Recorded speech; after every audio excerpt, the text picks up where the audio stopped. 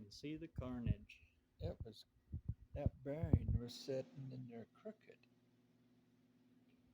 When I pulled the rod bolts out, there was gravel on the ends of them here. Dirt, gravel.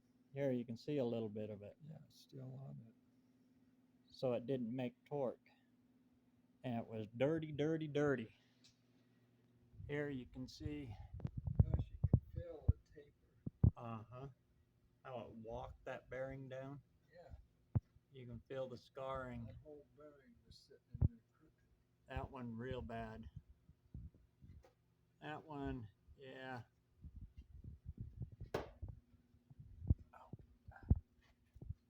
So, dang it, I can't look up. All right, you got it? Yeah. I'm going to put that one in first. Let's go ahead and do this one. There you can see the the advantages of having a clean room and working in a clean environment when you're getting motor oiled out. It just ate it. And that's when I lost oil pressure. When it ate all that out. That must have been looking like a sprinkler inside that engine. Oh well, we got another one.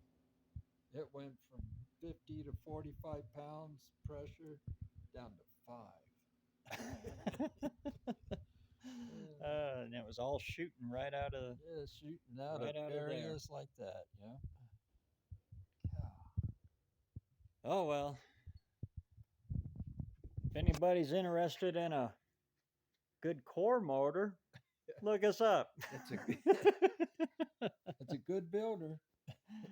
All right, time to get the metal out.